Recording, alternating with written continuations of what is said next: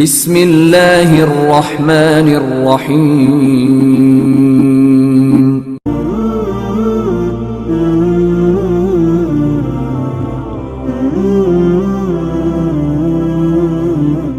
الحمد لله كفى وسلام على عباده الذين اصطفى أما بعد قال الله تبارك وتعالى في القرآن المجيد والفرقان الحميد فأعوذ بالله من الشيطان الرجيم بسم الله الرحمن الرحيم إن عدة الشهور عند الله 12 شهرا في كتاب الله يوم خلق السماوات والأرض منها 4 حرم وقال الله تبارك وتعالى وإذا قيل لهم آمنوا كما آمن الناس قالوا أنؤمن كما آمن السفهاء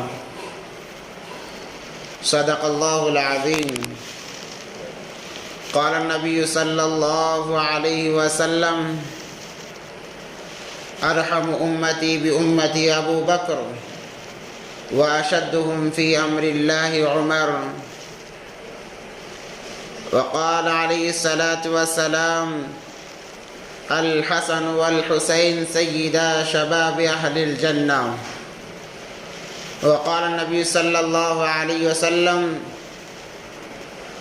لو كان نبي بعدي لكان عمر أو كما قال عليه الصلاة والسلام اللهم صل على سيدنا مولانا محمد في أول كلامنا اللهم صل على سيدنا مولانا محمد في أوسط كلامنا اللهم صل على سيدنا مولانا محمد في آخر كلامنا اللهم لك الحمد كما أنت أهله فصل على محمد كما أنت أهله وافعل بنا ما أنت أهله فإنك أنت أهل التقوى وأهل المغفرة اللهم صل على محمد كلما ذكره الذاكرون وصل على محمد كلما غفل عن ذكره الغافلون رب اشرح لي صدري ويسر لي أمري واحلل عقدة من لساني يفقه قولي اللهم صل على محمد وآله ألف مرة اللهم صل على محمد وآله ألف مرة اللهم صل على محمد وآله ألف مرة معزز و مکرم سامعین کرام، بزرگان دین اور دینی بھائیوں، ایک مرتبہ دل کی گہرائیوں کے ساتھ درود پاک پڑھ لیں۔ اللہم صلی علی سیدنا محمد وعلی آل سیدنا محمد وبارک وسلم۔ معزز سامعین کرام، آج کا مسلمان صرف مسلمان دکھنا چاہتا ہے، مسلمان بننا نہیں چاہتا ہوں۔ صرف وہ ظاہراً دکھنا چاہتا ہے کہ لوگوں کے نظروں میں مسلمان دکھوں، جس کی وجہ سے لوگ مجھے کامیاب سمجھیں، کیونکہ ایمان والے ہی کو کامیاب سمجھا جاتا ہے۔ اور ہر اعتبار سے ہم نے ہر ایک چیز میں ہم نے رسم و رواج کو داخل کر لیا ہے، یہاں تک کہ جمعے کا دن آتا ہے، یہ مقدس و مبارک دن آتا ہے، اس دن ہم اپنے آپ کو فارغ کرتے ہیں تو بھی رسم و رواج کے اعتبار سے کہ بھئی آج جمعے کا دن ہے، چلو کچھ دیر جلدی چلے جائیں گے، بیان کرنے والے بیان کریں گے، جو کہ ان کے ہر ہفتے کا معمول ہے، وہ بیان اپنا کریں گے، ہمیں بیٹھنا ہے، اگر آنکھوں نے ساتھ دیا تو آنکھوں کو کھلی رکھنا ہے، ساتھ نہ دیا تو آنکھوں کو بند کر دینا ہے۔ بیان ختم ہوگا، نماز ہوگی، پھر وہی روز مرہ کی طرف اپنے کاموں میں ہمیں مشغول ہو جانا ہے۔ ہر مسلمان رسم و رواج میں چل رہا ہے۔ یہ رسم و رواج انسان کو دین سے غفلت میں ڈالتے چلے جا رہے ہیں۔ آج ضرورت اس بات کی ہے کہ ہم رسم و رواج سے نکلیں، مسلمان دکھنا نہیں بلکہ مسلمان بننا پسند کریں، ایمان والا دکھنا نہیں بلکہ ایمان والا بننا پسند کریں۔ اور اللہ تبارک و تعالی فرماتے ہیں ایمان والے ہی کامیاب، اس کے علاوہ تمام ناکام۔ اب ایمان والوں سے کون مراد؟ جمعے میں ایک مرتبہ جو نماز کو آ جائے، کیا وہ ایمان والا مراد ہے؟ دن میں ایک آدھ مرتبہ موقع ملا تو نماز پڑھ لیا، کیا وہ ایمان والا مراد ہے؟ مہینوں کے اعتبار سے اپنے آپ کو بدلنے والا انسان، کیا وہ ایمان والا مراد ہے؟ آخر کون سا ایمان والا مراد ہے؟ آمنو کما آمن الناس کہا قرآن نے، ایسا ایمان لاؤ جیسا اور لوگوں نے ایمان لایا۔ مراد صحابہ کرام رضوان اللہ تعالی علیہم اجمعین ہیں، ان جیسا ایمان مطلوب ہے اللہ تبارک و تعالیٰ کو، اور وہی ایمان پر کامیابی کا مدار ہے۔ وہی ایمان پر انسان کو کامیابی ملے گی۔ اور جو رسم و رواج والے مسلمان ایمان والے ہیں، ان لوگوں کو بہت زیادہ ڈرنے کی بات ہے، جس کے اندر ہم سب شامل ہیں۔ ہمیں ڈرنے کی ضرورت ہے۔ ہاں، اللہ کی ذات سے امید بھی ہو کہ اللہ تو پار لگانے والے ہیں، اعمال بھی تو ویسے ہونے چاہیے۔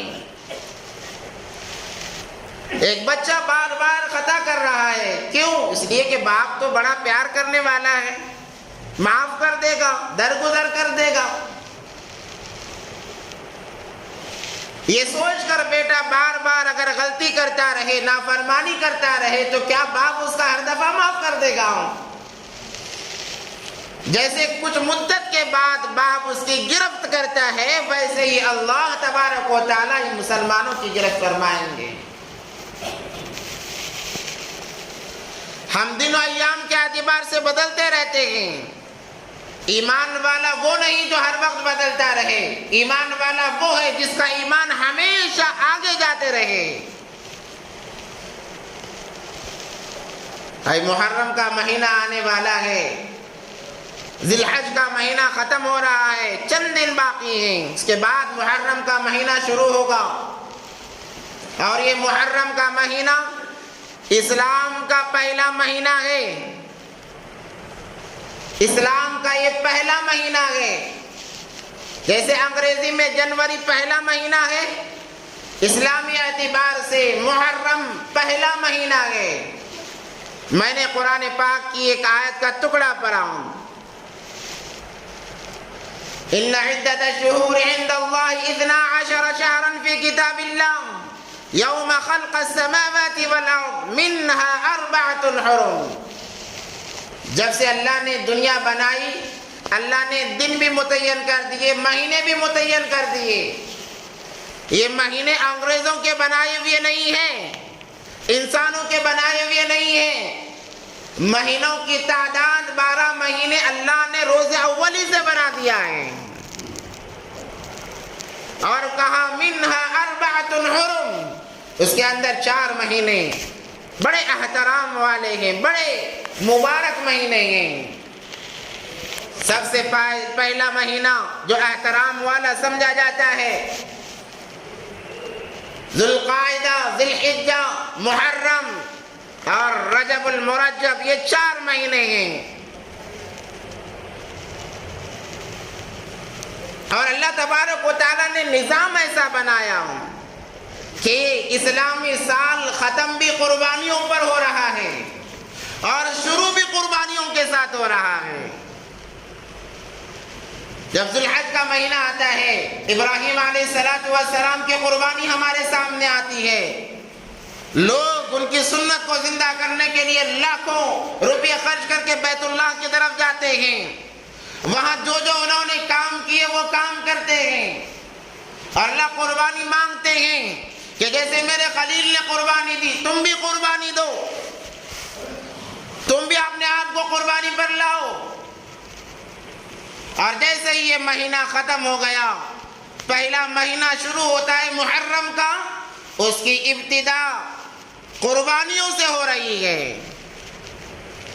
مگر ہمارے دماغوں میں جب محرم آتا ہے صرف ایک بات گردش کرتی ہے، امام حسین رضی اللہ تعالیٰ عنہ کی قربانی، کہ انہوں نے اپنی جان گنوا دی حالات۔ اور بعض مسلمان تو وہ ہیں کہ اس مہینے کو غم والا مہینہ سمجھتے ہیں، کہتے ہیں کوئی خیر کا کام نہیں کریں گے، اب محرم سے پہلے شادی کرنا ہے کر لو، جو کرنا ہے کر لو، محرم کے مہینے میں شادی نہیں ہوگی کیونکہ غم کا مہینہ ہے۔ بعض تو منحوس سمجھتے ہیں، نعوذ باللہ۔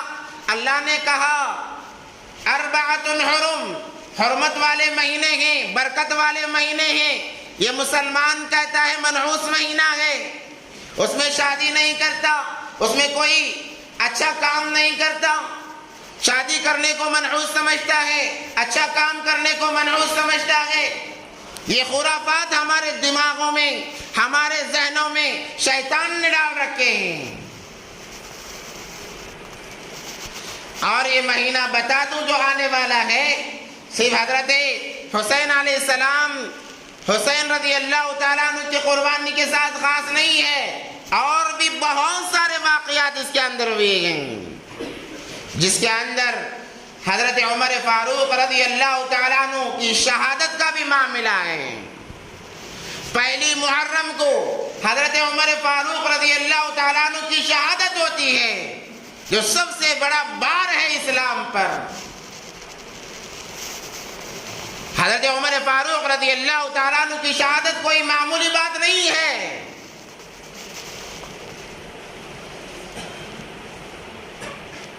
ایمان والوں پر، مسلمانوں پر، دین اسلام پر ایک بہت بڑا بار تھا، کیونکہ عمر فاروق رضی اللہ تعالیٰ عنہ کا جہاں تذکرہ آتا ہے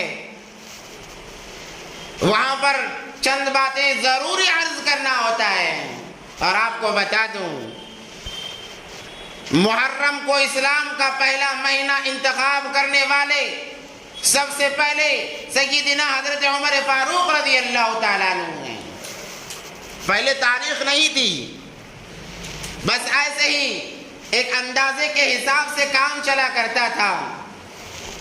جب حضرت عمر فاروق رضی اللہ تعالیٰ عنہ امیر المومنین بنائے گئے، انہوں نے خطوط بھیجے لوگوں کے پاس، وزیروں کے پاس، تو حضرت سعید نے خط کے جواب میں لکھا، اے امیر المومنین، آپ خط بھیجتے ہیں، اس کے اندر تاریخ نہیں ہوتی، عمل کرنے میں دشواری ہوتی ہے، پتہ نہیں چلتا کہ کون سے دن کا خط ہے، کون سے مہینے کا، کون سے سال کا خط ہے، برائے مہربانی تاریخ کا انتخاب کریں۔ تو حضرت عمر فاروق رضی اللہ تعالیٰ عنہ نے صحابہ کو جمایا اور مشورہ کیا کہ تاریخ کو ایجاد کرنا ہے، کون سی تاریخ کو اپنایا جائے۔ ہر ایک کی بات الگ الگ تھی، کوئی کہتا ربیع الاول کے مہینے کو پہلا مہینہ قرار دیا جائے، کوئی کہتا رمضان کے مہینے کو پہلا مہینہ قرار دیا جائے، کوئی کہتا ذی القعدہ کے مہینے کو پہلا مہینہ قرار دیا جائے۔ الگ الگ رائے آنے لگی۔ حضرت عمر فاروق رضی اللہ تعالیٰ عنہ کا دل مطمئن نہیں ہوا۔ پھر ایک بات پر اتفاق ہوا کہ محرم کے مہینے کو اپنایا جائے گا۔ پوچھا گیا کیوں؟ کیونکہ نبی پاک صلی اللہ علیہ وسلم نے جب ہجرت کا ارادہ کیا، وہ ارادہ محرم الحرام کے مہینے میں کیا، اور ربیع الاول کے مہینے میں نبی پاک صلی اللہ علیہ وسلم نے ہجرت شروع کی۔ تو ارادہ جب سے ہوا ہے، اس مہینے سے، اس دن سے ہم پہلا مہینہ ہم شمار کریں گے، اور اس بات پر اتفاق ہوا، محرم الحرام کا مہینہ طے کیا گیا۔ اور یوں ہی نہیں، انہوں نے اس کو اختیار کیا، کیونکہ حضرت عمر فاروق وہ ہیں جو فرش پہ سوچتے ہیں اللہ عرش پہ فیصلے کرتے ہیں. کوئی معمولی ذات نہیں حضرت عمر فاروق رضی اللہ تعالیٰ عنہ کی. انہوں نے اس مہینے کو اس لیے انتخاب کیا کہ اللہ تبارک و تعالیٰ نے اس مہینے میں 10 محرم الحرام کی بڑی خصوصیت رکھی ہے. بڑی خصوصیت رکھی ہے. جب 10 محرم الحرام کا دن آتا ہے اسی لیے کہا جاتا ہے کہ ان دنوں میں روزہ رکھیں. جب روزے فرض نہیں تھے 10 محرم کا روزہ فرض قرار دیا گیا تھا مسلمانوں پر. جب رمضان کے روزے فرض ہوئے تو اس کو فرضیت سے نکال دیا گیا. فرضیت سے اس کو نکال دیا گیا, ختم کر دیا گیا. اور نبی پاک صلی اللہ علیہ وسلم کے زمانے ہی سے نہیں, بنی اسرائیل کی قوم روز اول سے موسیٰ علیہ السلام کے زمانے سے بلکہ اس سے پہلے بھی 10 محرم الحرام کو روزہ رکھا کرتے تھے, کیونکہ بہت بڑا مقدس دن ہے. اس لیے کہ اللہ تبارک و تعالیٰ نے 10 محرم الحرام ہی کو حضرت آدم کو بنایا اور جمعے کا دن تھا. اللہ تبارک و تعالیٰ نے 10 محرم الحرام ہی کو ان کے اندر روح کی پھونکی اور وہ جمعے کا دن تھا. حضرت نوح علیہ السلام کی قوم پر جب عذاب آیا, ان کی کشتی جب پار لگی 10 محرم الحرام اور جمعے کا دن تھا. موسیٰ علیہ السلام کو فرعون سے نجات دلائی 10 محرم الحرام جمعے کا دن تھا. حضرت یونس علیہ السلام کو مچھلی سے نکالا گیا 10 محرم الحرام اور جمعے کا دن تھا. حضرت آدم علیہ السلام کو موت آئی 10 محرم الحرام اور جمعے کا دن تھا. بہت ساری خصوصیات اس دن سے جڑی ہوئی ہیں, اس لیے محرم الحرام کو اس کی پہلا مہینہ قرار دیا گیا.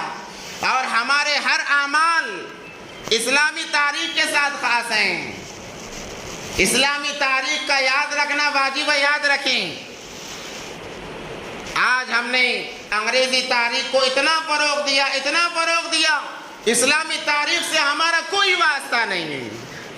کیا تاریخ ہے پتہ نہیں, کون سا مہینہ ہے ہمیں پتہ نہیں ہے. حالانکہ اس تاریخ کا یاد رکھنا واجب ہے, اسے فروغ دینا چاہیے.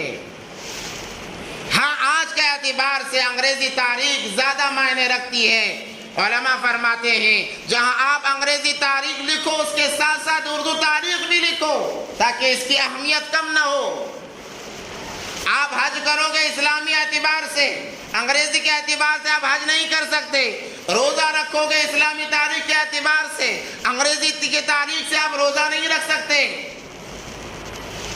عورتیں اپنے ماہواری کے ایام گنیں گی اسلامی تاریخ سے. اگر کسی کا شوہر مر جاتا ہے عورت عدت گزارے گی اسلامی تاریخ کے اعتبار سے. اگر بچہ بالغ ہونے میں تاخیر ہو رہی ہے وہ اسلامی تاریخ کے 15 سال دیکھے گا, اس کے بعد میں بالغ شمار کیا جائے گا. اور عورتوں کے لیے بھی یہی معاملہ ہے. ہر بڑے سے بڑے عمل میں اسلامی تاریخ کا دخل ہے اور اس کو شروع کرنے والے سیدنا عمر فاروق رضی اللہ تعالیٰ عنہ ہیں. جب عمر فاروق رضی اللہ تعالیٰ عنہ کا نام آتا ہے علماء فرماتے ہیں ان کے ایمان لانے کا تذکرہ بھی کر دینا چاہیے تاکہ لوگوں کے ذہنوں میں بات اچھی طرح سے سمجھ میں آ جائے. اور اس وقت میں ان کا تذکرہ اس لیے ہے کہ یہی عمر فاروق ہیں جو استاد کہلائے امام حسین رضی اللہ تعالیٰ عنہ کے. استاد نے امام حسین کو پڑھایا, تب جا کر امام حسین نے کربلا کے میدان میں اپنے گردن کٹائی ہے. تو ان کا تذکرہ آنے سے پہلے ضروری ہے کہ ان کا تذکرہ کیا جائے.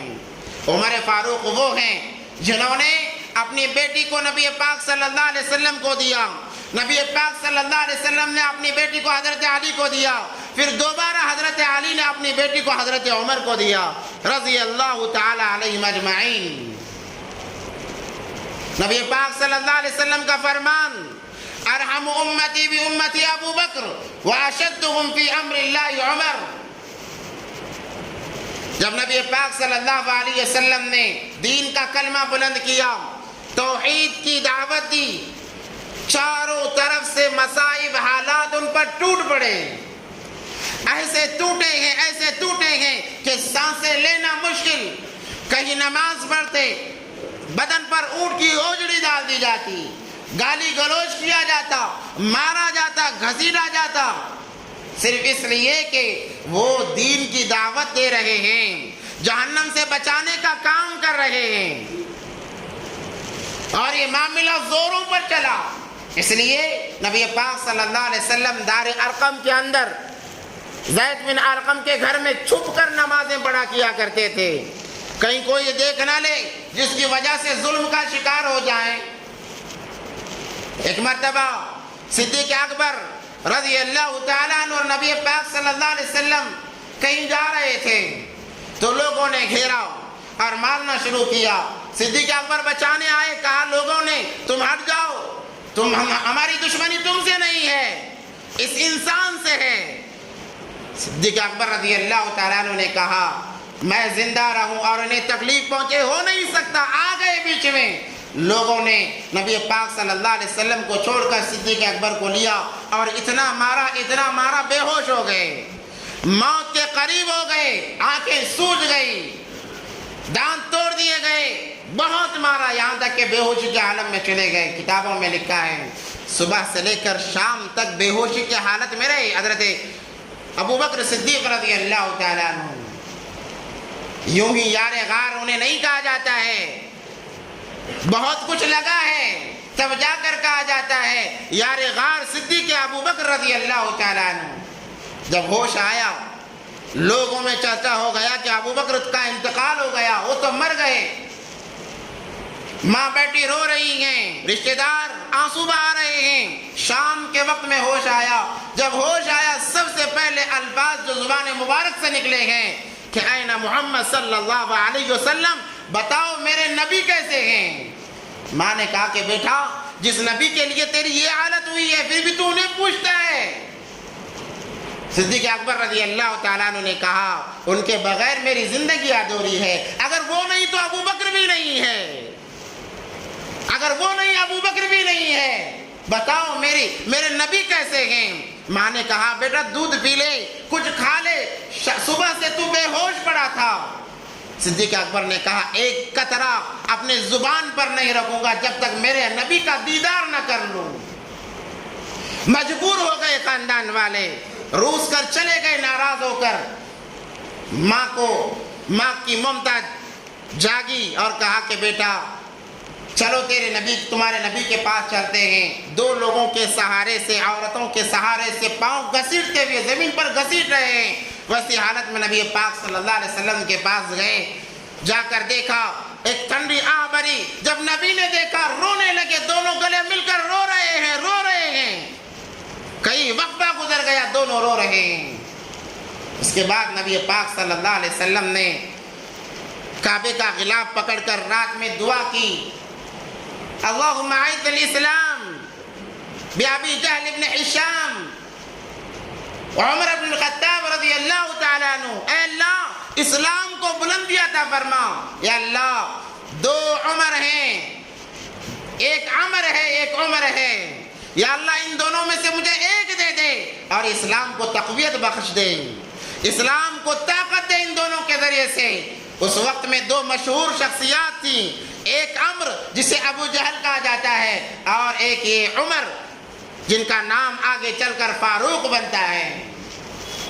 کعبے کا غلاف پکڑ کر اللہ سے مانگ رہے ہیں، اے اللہ تیرے اسلام کی بلندی کے لیے، اسلام کی حفاظت کے لیے، اے اللہ یا تو عمر دے یا تو عمر دے۔ حضرت عمر وہ ہیں جس کو مانگ کر لیا گیا ہے، جس کو مانگ کر لیا گیا ہے، کیا مقام ہوگا حضرت عمر فاروق رضی اللہ تعالیٰ عنہ کا۔ اور دوسرے دن مشورہ ہو رہا ہے کہ نبی کی دعوت زیادہ ہو گئی ہے، کچھ کام کرنا چاہیے، ابو جہل سر عام اس میں ہے، کہا گیا کیا کیا جائے، قتل کر دیں بس۔ اب اس کام کو کرے گا تو کون کرے گا، کون انجام دے گا۔ ایک طرف ہدایت کی دعا مانگی گئی اور ایک طرف ختم کرنے کی سازشیں رچائی جا رہی ہیں۔ تمام نے متفقہ فیصلہ دیا کہ اس کام کے لیے عمر بہت بہتر ہے، عمر کو بلایا جائے۔ حضرت عمر کو بلایا گیا، کہا کیا پریشانی ہے، کہا کہ محمد صلی اللہ علیہ وسلم کی دعوت زیادہ بڑھ رہی ہے، ان کا خاتمہ کرنا ہے، کیا تم اس کام کے لیے تیار ہو؟ اور انہوں نے کہا چلو معاملہ ہی ختم کر دیتا ہوں، معاملہ ہی ختم کر دیتا ہوں۔ یہ کہہ کر تلوار نیام سے نکالی اور نکلے نبی پاک صلی اللہ علیہ وسلم کی طرف کہ آج معاملہ ختم ہو جائے گا، بے فکر رہو۔ اور تمام خوش ہو گئے کہ جس کام کی ذمہ داری عمر لیتا ہے وہ کام سر انجام تک پہنچتا ہے، اب ہمیں گھبرانے کی کوئی ضرورت نہیں، آج معاملہ ختم ہو جائے گا۔ ایک انسان تدبیر بناتا ہے اور ایک تقدیر ہوتی ہے، تدبیر ہمیشہ ناکام ہوتی ہے، تقدیر ہمیشہ عروج پر رہتی ہے۔ ان لوگوں نے تدبیر بنائی اسلام کا خاتمہ کرنے کی، نبی پاک صلی اللہ علیہ وسلم کو ختم کرنے کی۔ اللہ نے تقدیر میں لکھ دیا کہ عمر کے ذریعے سے اسلام کو بلند کیا جائے گا، اسلام کو تقویت دی جائے گی۔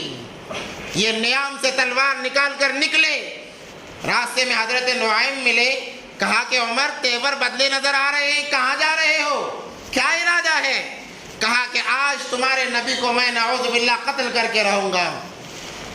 حضرت نعیم نے تیر نکالے اور کہا اے دیکھ عمر، تیرے ہاتھ میں تلوار تو میرے ہاتھ میں تیر ہیں، یہ تیر جب تک ختم نہیں ہوں گے تیرا مقابلہ کروں گا، جب تیر ختم ہو جائے تلوار سے مقابلہ، تلوار ٹوٹ جائے نیزے سے مقابلہ، جب تک جان باقی ہے تو اس سے مقابلہ کروں گا۔ حضرت عمر نے کہا لگتا ہے تو بھی مرتد ہو گیا ہے، تو بھی مرتد ہو گیا ہے۔ اس زمانے میں صحابی کہا کرتے تھے، آج کے زمانے میں وہابی کہا کرتے ہیں۔ صحابی ان لوگوں کو کہا جاتا تھا اس زمانے میں جو نبی کے ساتھ ہیں، اور آج بھی وہابی ان لوگوں کو کہا جاتا ہے جو نبی کے ساتھ میں ہیں۔ اس زمانے میں صحابی کہنے والے مشرکین تھے، اور آج کے زمانے میں وہابی کہنے والے بھی اللہ کے نافرمان ہیں۔ پہلے تمہیں نمٹ لوں، یہ کہہ کر تلوار لی اور آمنا سامنا ہونے کو قریب تھا۔ حضرت نعیم نے کہا تو نبی کی بات کرتا ہے، تیرے گھر کی خبر ہے؟ کہا کیا ہوا میرے گھر کو؟ تیری بہن نے اسلام قبول کیا ہے۔ یہ سننا تھا اور غصے میں آ گئے، اچھا میری بہن نے اسلام قبول کیا، پہلے اسی کو نمٹتا ہوں، یہ کہہ کر رخ بدل دیا۔ چلے جو قتل کو عمر، یہ دل میں سوچ سوچ کر اڑائیں گے ہم ان کا سر جو ہے نبی کے دین پر۔ بہن کے گھر گئے، تھراتے ہوئے گئے، غراتے ہوئے گئے۔ خباب رضی اللہ تعالیٰ عنہ قرآن پڑھا رہے تھے، حضرت سعید بن زید جو عشر مبشرہ میں سے ہیں، اور ان کی بہن حضرت فاطمہ۔ حضرت خباب جب آواز سنی، حضرت عمر کا انداز الگ تھا، نمایاں تھا، آواز سنی کہا کہ عمر آ رہا ہے، یہ کہہ کر چھپ گئے۔ عمر نے دروازہ کھٹکھٹایا، سعید نے کہا کہ آج تمہارا بھائی بڑے غصے میں آیا ہے، تیور بدلے نظر آ رہے ہیں۔ بہن نے کہا گھبراؤ نہیں، دروازہ کھولو، جو ہوگا دیکھا جائے گا۔ اگر وہ جلاد ہے، اس کے سینے میں، اس کے رگوں میں جو خون دوڑ رہا ہے، میری رگوں میں بھی وہی خون دوڑ رہا ہے، آج جو ہوگا دیکھا جائے گا۔ کیا بہنیں تھی، کیا مائیں تھی، آج جیسے معاملات نہیں کہ تلوار اگر گردن پر رکھی جائے، بتاؤ رحیم کو مانتے ہو یا رام کو مانتے ہو؟ بے ساختہ زبانوں سے نکلے گا آج کے مسلمانوں سے کہ ہم تو رام کو ماننے والے ہیں۔ غیور مسلمان تھے، کہنے لگے کہ جو ہوگا دیکھا جائے گا، دروازہ کھولو۔ حضرت زید نے دروازہ کھولا، آئے اور ایک تماچا مارا اپنی بہن کو، جس کی وجہ سے منہ سے خون کے فوارے چھوٹنے لگے۔ حضرت سعید جو شوہر تھے چھڑانے آئے تو بہن کو چھوڑ کر ان کو اتنا مارا کہ خون میں لت پت ہو گئے۔ بہن آئی، بہن کو دوبارہ مارا، بہن نے زور سے دھکا دیا، کہنے لگی اے عمر رک جا، تو اس لیے مارتا ہے کہ ہم نے دین اسلام قبول کیا ہے، مارتے مارتے تو تھکے گا مگر ہم تھکیں گے نہیں، اور نہ اپنے اسلام سے ہم اپنا منہ پھیریں گے۔ تو عمر نے کہا اے بہن یا تو محمد کو چھوڑ دے یا تو عمر کو چھوڑ دے۔ بہن کی زبان سے بے ساختہ نکلا اے عمر تو اپنی بات کرتا ہے، ایسے محمد پر ایسے ہزاروں عمر قربان ہیں۔ اللہ اکبر کبیرہ۔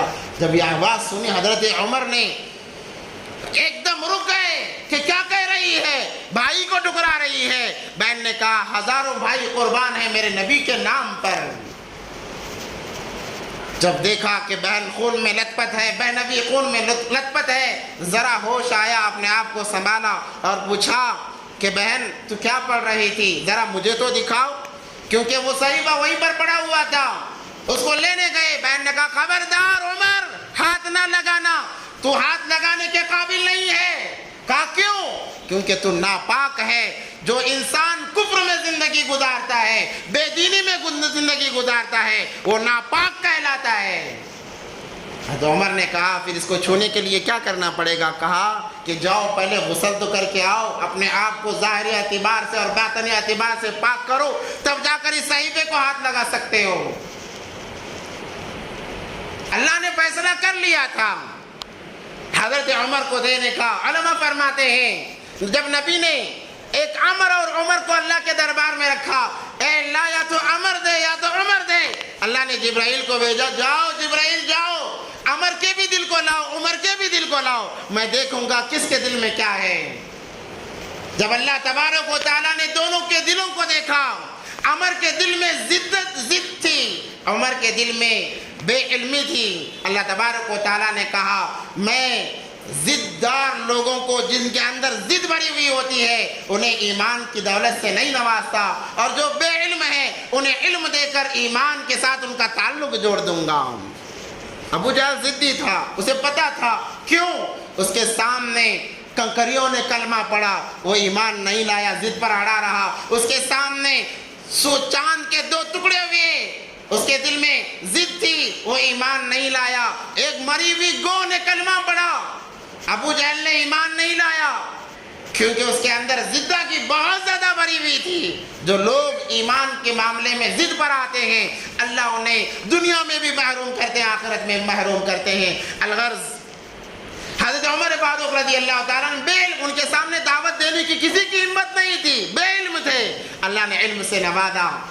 جیسے ہی وہ صحیفہ اٹھایا، اس کے اندر لکھا ہوا تھا طٰہٰ مَا أَنزَلْنَا إِلَيْكَ الْقُرْآنَ لِتَشْقَىٰ۔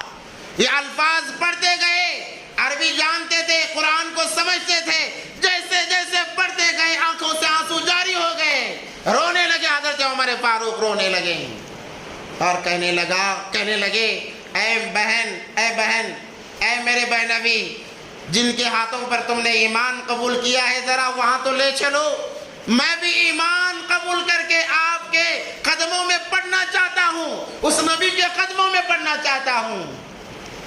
چلے تھے قتل کرنے کو مگر قتل ہو کے رہ گئے۔ حضرت سعید رضی اللہ تعالیٰ عنہ عمر فاروق رضی اللہ تعالیٰ عنہ کو لے جاتے ہیں۔ جب دیکھا دریچے میں سے، کھڑکی میں سے، حضرت صحابہ کرام نے کہا اللہ کے نبی عمر آ رہا ہے اور ہاتھوں میں ننگی تلوار ہے۔ حضرت حمزہ جو چچا تھے کہنے لگے آنے دو، گھبراؤ نہیں، میں بھی دیکھتا ہوں، میں بھی قریش کا بیٹا ہوں، اگر سچی نیت لے کر آیا ہے استقبال کیا جائے گا، ورنہ اسی کی تلوار سے اس کی گردن کاٹ دی جائے گی۔ نبی پاک صلی اللہ علیہ وسلم کو جب پتا چلا کہا کہ آنے دو، برے ارادے سے نہیں اچھے ارادے سے آیا ہے، آنے دو۔ جب آئے حضرت عمر رضی اللہ تعالیٰ عنہ، دروازہ کھٹکھٹایا گیا، کھولا گیا، نبی پاک صلی اللہ علیہ وسلم کو جب دیکھا قدموں میں گر گئے، کہنے لگے نبی جی ہمیں بھی آپ اپنے آغوش میں لے لیجئے اور مجھے بھی اپنا کلمہ پڑھا دیجئے۔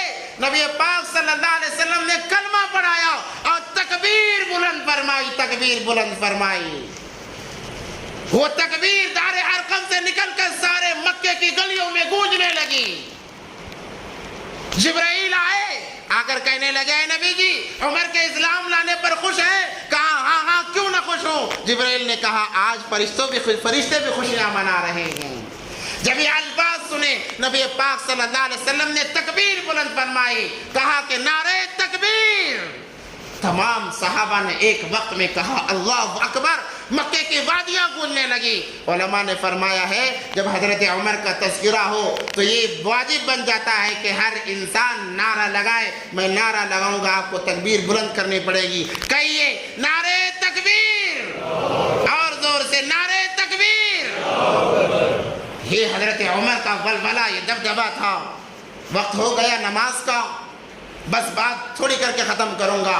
نماز کا وقت ہو گیا، ایک جگہ نماز نبی پاک صلی اللہ علیہ وسلم کیونکہ ایک بڑی خوشی تھی، سجدہ شکر بجا لانا تھا۔ نماز کے لیے تکبیر باندھی اور نماز پڑھنے لگے۔ نماز ختم ہوئی، عمر فاروق نے پوچھا نبی جی آپ نے کیا کیا؟ کہا کہ میں نے اللہ کا شکر ادا کیا نماز پڑھ کے۔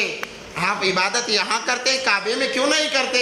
نبی پاک صلی اللہ علیہ وسلم نے کہا تمہاری قوم مجھے کعبے میں نماز پڑھنے نہیں دیتی۔ عمر فاروق نے کہا اے نبی جی وہ تب تھا جب عمر اسلام نہیں لایا تھا، آج عمر اسلام لایا ہے، چلیے کعبے کے اندر علی الاعلان نماز پڑھتے ہیں۔ یہ کہہ کر لے گئے نبی پاک صلی اللہ علیہ وسلم کو کعبۃ اللہ کے پاس۔ سب سے پہلے عبادت کے لیے کعبۃ اللہ کا دروازہ کھولنے والے یہ حضرت عمر فاروق رضی اللہ تعالیٰ عنہ، ننگی تلوار لے کر کعبے کے سامنے کھڑے ہوئے، تالا کھول کر ہے کوئی مائی کا لال جو اپنی بیوی کو بیوہ کرے، اپنے بچوں کو یتیم کرے، آئے آج میرے حبیب کو نماز پڑھنے سے روک کر بتائے۔ یہ لوگ جو انتظار میں تھے ابھی نبی کا سر لے کر آیا جائے گا، جب انہوں نے دیکھا کہ نبی کو لے کر آ رہے ہیں اور غلام بن کر پہرا دے رہے ہیں، انہوں نے اپنے سر پر مٹی ڈالی، کہا کہ ہمارا ناس ہو، ہم نے کیسے انسان کو بھیجا تھا۔